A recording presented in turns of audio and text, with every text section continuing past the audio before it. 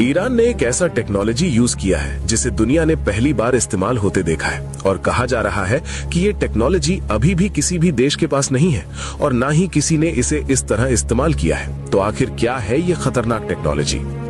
इस टेक्नोलॉजी का नाम है MARV यानी मैन्यूवरेबल री एंट्री व्हीकल। इसे समझना है तो एक लाइन याद रखो, ये बस गिरती नहीं, ये रास्ता खुद तय करती है। मतलब ये सिर्फ फिजिक्स फॉलो नहीं करती, ये अपने टारगेट तक पहुंचने के लिए खुद डिसीजन लेती है। अब समझते हैं स्टेप बाय स्टेप। जब कोई बैलिस्टिक मिसाइल लॉन्च होती है तो वो सीधी टारगेट पर नहीं जाती। पहले वो एटमॉस्फेयर को छोड़कर स्पेस तक जाती है जहां ग्रेविटी और ड्रैग कम होता है। इस फेज को कहते हैं मिड कोर्स फेज। फिर वहीं से वॉरहेड अलग होता है और वापस धरती की तरफ आता है। लेकिन यहीं से खेल बदल जाता है क्योंकि ये वापसी होती है हाइपरसोनिक स्पीड से, मैक 5, मैक 10 या उससे भी ज्यादा। इतनी स्पीड पर हवा खुद दीवार जैसी बिहेव करने लगती है। अब यहाँ आता है असली ट्विस्ट। नॉर्मल वॉरहेड क्या करता है? वो सीधा नीचे गिरता है एक फिक्स्ड ट्रेजेक्टरी पर जिसे रडार आसानी से ट्रैक और प्रेडिक्ट कर सकता है। लेकिन MARV ऐसा नहीं करता। ये हवा में अपना रास्ता बदल सकता है, जिगजैग मूव कर सकता है और आखिरी सेकंड में टारगेट को एडजस्ट कर सकता है। यानी जहां डिफेंस सिस्टम सोचता है कि ये यहां गिरेगा, वो वहां नहीं गिरता। यही चीज इसे बेहद खतरनाक बनाती है। अब सवाल है, ये पॉसिबल कैसे है? MARV के अंदर लगे होते हैं एडवांस्ड सिस्टम्स जैसे इनर्शियल नेविगेशन सिस्टम जो बिना सिग्नल के भी डायरेक्शन ट्रैक करता है, सैटेलाइट गाइडेंस जो पोजीशन को अपडेट करता है, रडार या इंफ्रारेड सीकर जो टारगेट को पहचानता है और कंट्रोल फिन्स या थ्रस्टर्स जो डायरेक्शन बदलते हैं। लेकिन असली चैलेंज यहाँ नहीं है। असली चैलेंज है एक्सट्रीम एनवायरनमेंट।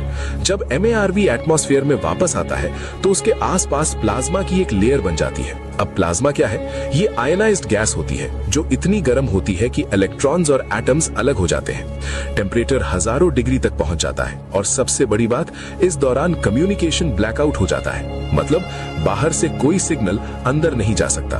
फिर भी MARV अपना रास्ता कंट्रोल करता है। यही है इसकी असली इंजीनियरिंग पावर।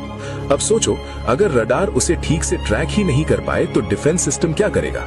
क्योंकि रडार सिस्टम्स ट्रेजेक्टरी प्रिडिक्ट करते हैं, लेकिन MARV अनप्रिडिक्टेबल होता है। इसका मतलब prediction fail, interception fail, timing fail, यानी एंटी मिसाइल सिस्टम कंफ्यूज हो जाता है। अब सबसे बड़ा सवाल, क्या ईरान के पास ये टेक्नोलॉजी है? रिपोर्ट्स के अनुसार ईरान मैन्यूवरेबल वॉरहेड्स पर काम कर चुका है, लेकिन इस लेवल की एडवांस टेक्नोलॉजी पहले से यूनाइटेड स्टेट्स, रशिया और चाइना जैसे देश डेवलप कर रहे थे और यहीं से जियोपॉलिटिक्स शुरू होती है। कुछ एक्सपर्ट्स मानते हैं कि ऐसी टेक्नोलॉजी चाइना से ईरान तक पहुंची हो सकती है। हालांकि इस बात की ऑफिशियली पुष्टि नहीं हुई है, लेकिन अगर ऐसा है तो ये सिर्फ टेक्नोलॉजी नहीं, पावर बैलेंस का खेल है। तो क्या MARV दुनिया की सबसे खतरनाक टेक्नोलॉजी है? शॉर्ट आंसर, हाँ, क्योंकि इसमें है जबरदस्त स्पीड और साथ में इंटेलिजेंट गाइडेंस। यानी ये तेज भी है और बेहद सटीक भी। और जब स्पीड और इंटेलिजेंस एक साथ आ जाए तो उसे रोकना बेहद मुश्किल हो जाता है। अब असली सवाल ये है, चाइना और ईरान के पास और कौन कौन सी एडवांस टेक्नोलॉजीज हैं? क्या ये सिर्फ शुरुआत है और क्या ऐसी खतरनाक टेक्नोलॉजी का इस्तेमाल भविष्य के युद्धों में किया जाना चाहिए, या फिर ये दुनिया को और ज्यादा अनस्टेबल बना देगा? अपना ओपिनियन कमेंट में जरूर बताएं। और अगर आपको ऐसे ही डीप और रियल एनालिसिस पसंद है तो वीडियो को लाइक और शेयर करना मत भूलिए।